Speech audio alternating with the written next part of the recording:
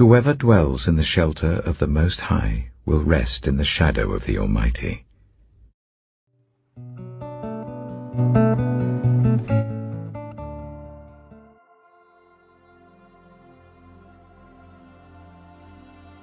Joshua chapter 9. Now when all the kings west of the Jordan heard about these things, the kings in the hill country, in the western foothills, and along the entire coast of the Mediterranean Sea as far as Lebanon, the kings of the Hittites, Amorites, Canaanites, Perizzites, Hivites, and Jebusites, they came together to wage war against Joshua and Israel. However, when the people of Gibeon heard what Joshua had done to Jericho and Ai, they resorted to a ruse. They went as a delegation whose donkeys were loaded with worn-out sacks and old wineskins, cracked and bended. They put worn and patched sandals on their feet and wore old clothes. All the bread of their food supply was dry and mouldy. Then they went to Joshua in the camp at Gilgal and said to him and the Israelites, "We have come from a distant country. Make a treaty with us." The Israelites said to the Hivites, "But perhaps you live near us, so how can we make a treaty with you?" "Well, we are your servants," they said to Joshua. But Joshua asked, "Who are you, and where do you come from?" They answered, "Your servants have come from a very distant country because of the fame of the Lord your God. For we have heard reports of him, all that he did in Egypt, and all that he did to the 2 kings of the Amorites east of the Jordan, Sihon king of Heshbon, and Og king of Bashan, who reigned in Ashtaroth. And our elders and all those living in our country said to us, 'Take provisions for your journey, go and meet them, and say to them, We are your servants, make a treaty with us.' This bread of ours was warm when we packed it at home on the day we left to come to you. But now see how dry and mouldy it is. And these wineskins that we filled were new, but see how cracked they are. And our clothes and sandals are worn out by the very long journey."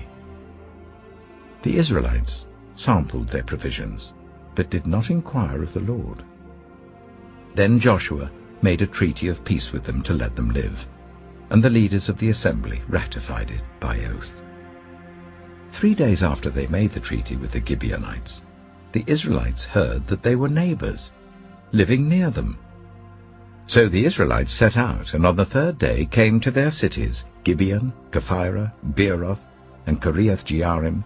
But the Israelites did not attack them, because the leaders of the assembly had sworn an oath to them by the Lord, the God of Israel. The whole assembly grumbled against the leaders, but all the leaders answered, "We have given them our oath by the Lord, the God of Israel, and we cannot touch them now. This is what we will do to them. We will let them live, so that God's wrath will not fall on us for breaking the oath we swore to them." They continued, "Let them live, but let them be woodcutters and water carriers in the service of the whole assembly." So the leaders' promise to them was kept. Then Joshua summoned the Gibeonites and said, "Why did you deceive us by saying, 'We live a long way from you,' while actually you live near us? You are now under a curse. You will never be released from service as woodcutters and water carriers for the house of my God." They answered Joshua, "Your servants were clearly told how the Lord your God had commanded his servant Moses to give you the whole land and to wipe out all its inhabitants from before you. So we feared for our lives because of you, and that is why we did this. We are now in your hands. Do to us whatever seems good and right to you." So Joshua saved them from the Israelites, and they did not kill them. That day he made the Gibeonites woodcutters and water carriers for the assembly, to provide for the needs of the altar of the Lord at the place the Lord would choose. And that is what they are to this day. Joshua chapter 10. Now Adoni-Zedek, king of Jerusalem, heard that Joshua had taken Ai and totally destroyed it, doing to Ai and its king as he had done to Jericho and its king, and that the people of Gibeon had made a treaty of peace with Israel and had become their allies. He and his people were very much alarmed at this, because Gibeon was an important city, like one of the royal cities. It was larger than Ai, and all its men were good fighters. So Adonizedek, king of Jerusalem, appealed to Hoham, king of Hebron, Piram, king of Jarmuth, Japhiah, king of Lachish, and Debir, king of Eglon. "Come up and help me attack Gibeon," he said, because it has made peace with Joshua and the Israelites. Then the 5 kings of the Amorites, the kings of Jerusalem, Hebron, Jarmuth, Lachish, and Eglon, joined forces. They moved up with all their troops and took up positions against Gibeon and attacked it. The Gibeonites then sent word to Joshua in the camp at Gilgal, "Do not abandon your servants. Come up to us quickly and save us. Help us, because all the Amorite kings from the hill country have joined forces against us." So Joshua marched up from Gilgal with his entire army, including all the best fighting men. The Lord said to Joshua, "Do not be afraid of them. I have given them into your hand. Not one of them will be able to withstand you." After an all-night march from Gilgal, Joshua took them by surprise. The Lord threw them into confusion before Israel. So Joshua and the Israelites defeated them completely at Gibeon. Israel pursued them all along the road going up to Beth-horon, and cut them down all the way to Azekah and Makkedah. As they fled before Israel on the road down from Beth-horon to Azekah, the Lord hurled large hailstones down on them, and more of them died from the hail than were killed by the swords of the Israelites. On the day the Lord gave the Amorites over to Israel, Joshua said to the Lord in the presence of Israel, "Sun, stand still over Gibeon, and you, moon, over the valley of Ajalon." So the sun stood still, and the moon stopped, till the nation avenged itself on its enemies, as it is written in the book of Jasher. The sun stopped in the middle of the sky, and delayed going down about a full day. There has never been a day like it before or since, a day when the Lord listened to a human being. Surely the Lord was fighting for Israel. Then Joshua returned with all Israel to the camp at Gilgal. Now the 5 kings had fled and hidden in the cave at Makkedah. When Joshua was told that the 5 kings had been found hiding in the cave at Makkedah, he said, "Roll large rocks up to the mouth of the cave and post some men there to guard it. But don't stop. Pursue your enemies. Attack them from the rear, and don't let them reach their cities, for the Lord your God has given them into your hand." So Joshua and the Israelites defeated them completely, but a few survivors managed to reach their fortified cities. The whole army then returned safely to Joshua in the camp at Makkedah, and no one uttered a word against the Israelites. Joshua said, "Open the mouth of the cave and bring those 5 kings out to me." So they brought the 5 kings out of the cave, the kings of Jerusalem, Hebron, Jarmuth, Lachish, and Eglon. When they had brought these kings to Joshua, he summoned all the men of Israel and said to the army commanders who had come with him, "Come here and put your feet on the necks of these kings." So they came forward and placed their feet on their necks. Joshua said to them, "Do not be afraid, do not be discouraged. Be strong and courageous. This is what the Lord will do to all the enemies you are going to fight." Then Joshua put the kings to death and exposed their bodies on 5 poles, and they were left hanging on the poles until evening. At sunset, Joshua gave the order, and they took them down from the poles and threw them into the cave where they had been hiding. At the mouth of the cave, they placed large rocks, which are there to this day. That day Joshua took Makkedah. He put the city and its king to the sword, and totally destroyed everyone in it. He left no survivors. And he did to the king of Makkedah as he had done to the king of Jericho. Then Joshua and all Israel with him moved on from Makkedah to Libnah and attacked it. The Lord also gave that city and its king into Israel's hand. The city and everyone in it Joshua put to the sword. He left no survivors there, and he did to its king as he had done to the king of Jericho. Then Joshua and all Israel with him moved on from Libnah to Lachish. He took up positions against it and attacked it. The Lord gave Lachish into Israel's hands, and Joshua took it on the second day. The city and everyone in it he put to the sword, just as he had done to Libnah. Meanwhile, Horam, king of Gezer, had come up to help Lachish, but Joshua defeated him and his army, until no survivors were left. Then Joshua and all Israel with him moved on from Lachish to Eglon. They took up positions against it and attacked it. They captured it that same day, and put it to the sword and totally destroyed everyone in it, just as they had done to Lachish. Then Joshua and all Israel with him went up from Eglon to Hebron, and attacked it. They took the city and put it to the sword together with its king, its villages, and everyone in it. They left no survivors. Just as at Eglon, they totally destroyed it, and everyone in it.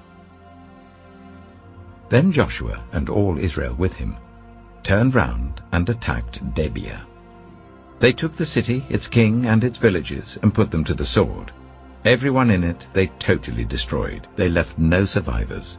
They did to Debir and its king as they had done to Libnah and its king, and to Hebron. So Joshua subdued the whole region, including the hill country, the Negev, the western foothills, and the mountain slopes, together with all their kings. He left no survivors. He totally destroyed all who breathed, just as the Lord, the God of Israel, had commanded. Joshua subdued them from Kadesh Barnea to Gaza, and from the whole region of Goshen to Gibeon. All these kings and their lands Joshua conquered in one campaign, because the Lord, the God of Israel, fought for Israel. Then Joshua returned with all Israel to the camp at Gilgal. Joshua chapter 11. When Jabin, king of Hazor, heard of this, he sent word to Jobab, king of Madon, to the kings of Shimron and Akshaph, and to the northern kings who were in the mountains, in the Arabah south of Kinnereth, in the western foothills, and in Naphoth Dor on the west, to the Canaanites in the east and west, to the Amorites, Hittites, Perizzites, and Jebusites in the hill country, and to the Hivites below Hermon in the region of Mizpah. They came out with all their troops, and a large number of horses and chariots, a huge army, as numerous as the sand on the seashore. All these kings joined forces and made camp together at the waters of Merom to fight against Israel. The Lord said to Joshua, "Do not be afraid of them, because by this time tomorrow I will hand all of them, slain, over to Israel. You are to hamstring their horses and burn their chariots." So Joshua and his whole army came against them suddenly at the waters of Merom and attacked them, and the Lord gave them into the hand of Israel. They defeated them and pursued them all the way to Greater Sidon, to Misrephoth Maim, and to the valley of Mizpah on the east, until no survivors were left. Joshua did to them as the Lord had directed. He hamstrung their horses and burned their chariots. At that time Joshua turned back and captured Hazor and put its king to the sword. Hazor had been the head of all these kingdoms. Everyone in it they put to the sword. They totally destroyed them, not sparing anyone that breathed, and he burned Hazor itself. Joshua took all these royal cities and their kings and put them to the sword. He totally destroyed them, as Moses, the servant of the Lord, had commanded. Yet Israel did not burn any of the cities built on their mounds, except Hazor, which Joshua burned. The Israelites carried off for themselves all the plunder and livestock of these cities, but all the people they put to the sword, until they completely destroyed them, not sparing anyone that breathed. As the Lord commanded his servant Moses, so Moses commanded Joshua, and Joshua did it. He left nothing undone of all that the Lord commanded Moses. So Joshua took this entire land, the hill country, all the Negev, the whole region of Goshen, the western foothills, the Arabah, and the mountains of Israel with their foothills, from Mount Halak, which rises towards Seir, to Baal Gad in the valley of Lebanon below Mount Hermon. He captured all their kings and put them to death. Joshua waged war against all these kings for a long time. Except for the Hivites living in Gibeon, not one city made a treaty of peace with the Israelites, who took them all in battle. For it was the Lord himself who hardened their hearts to wage war against Israel, so that he might destroy them totally, exterminating them without mercy, as the Lord had commanded Moses. At that time Joshua went and destroyed the Anakites from the hill country, from Hebron, Debir, and Anab, from all the hill country of Judah, and from all the hill country of Israel. Joshua totally destroyed them and their towns. No Anakites were left in Israelite territory. Only in Gaza, Gath, and Ashdod did any survive. So Joshua took the entire land, just as the Lord had directed Moses, and he gave it as an inheritance to Israel, according to their tribal divisions. Then the land had rest from war. Finally, brothers and sisters, whatever is true, whatever is noble, whatever is right, whatever is pure, whatever is lovely, whatever is admirable, if anything is excellent or praiseworthy, think about such things. Whatever you have learned, or received or heard from me, or seen in me, put it into practice, and the God of peace will be with you. The grace of the Lord Jesus Christ be with your spirit. Amen.